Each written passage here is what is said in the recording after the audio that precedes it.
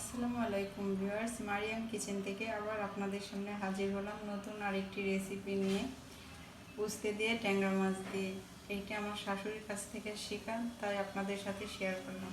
সবাই বাসায় ট্রাই করবেন। আমি এখন মাছগুলো ভেজে নিব। চুলায় একটি কড়াই দিয়ে দিলাম, এখন এতে তেল দিয়ে দিব। আমি এই রান্নাটা করার জন্য এখানে ট্যাংরা মাছ নিয়েছি। আপনারা যে কোনো ধরনের মাছ নিতে পারেন, বেলে মাছ নিতে পারেন, পুঁটি মাছ, টাকি মাছ বা বড় মাছ দিয়েও করতে পারেন। উস্তেটা সব কিছু দিয়ে রান্না করেন, তা আমি এখানে ট্যাংরা মাছগুলো এখন ভেজে নিই। তেল দিয়ে দিচ্ছি।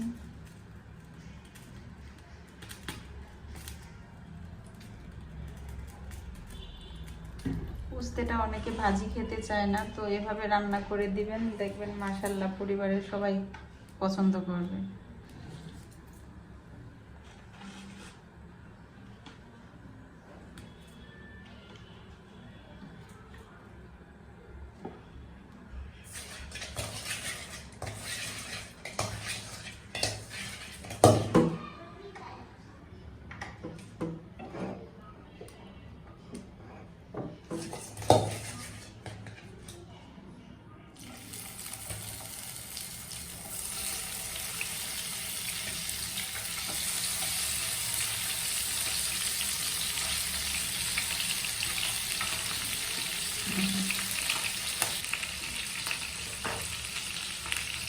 আমি রান্নাটা আমার শাশুড়ি মার কাছ থেকে দেখে শিখা।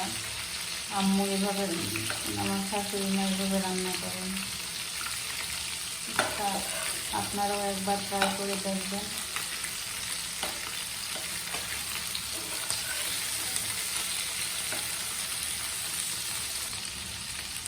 আমার মাছগুলা ভাজা শেষ, এখন আমি তরকারিটা রান্নায় তুলে দেব।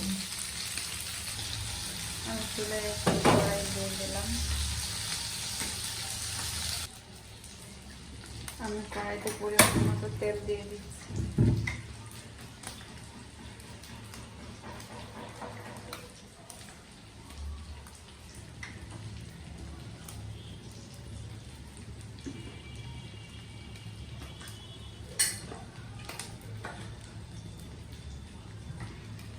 এর সাথে দিয়ে দিচ্ছি পেঁয়াজ বাটা।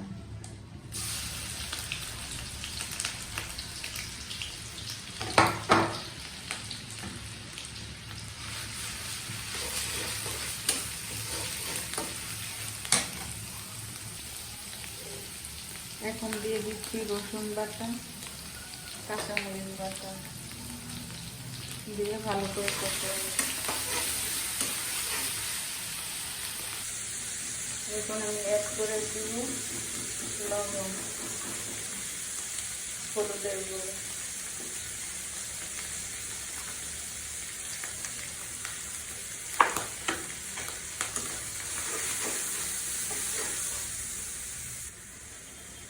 আমার মশলাটা কষানো শেষ।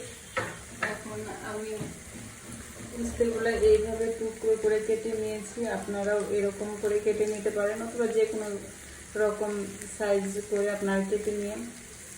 আর আমি এখানে আলু ব্যবহার করতেছি এরকম করে কেটে। তো এখন এগুলো এখানে দিয়ে দিচ্ছি।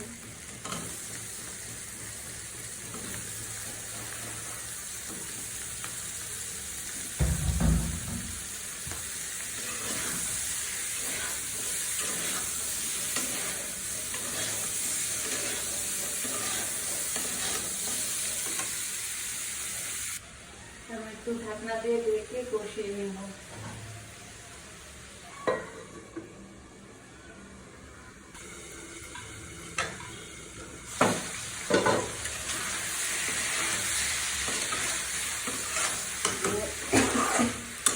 কষানো শেষ, এখন পানি অ্যাড করে দিব।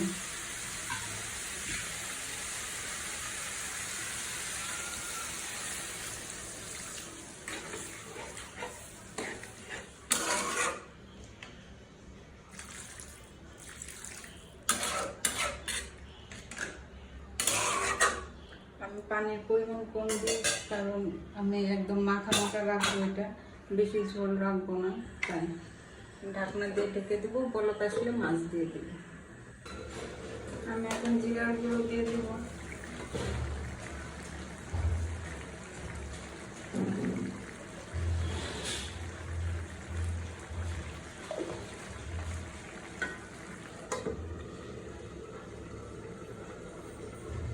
চুলাটা অফ করে দিচ্ছি। এখন মাছগুলো দিয়ে দেব।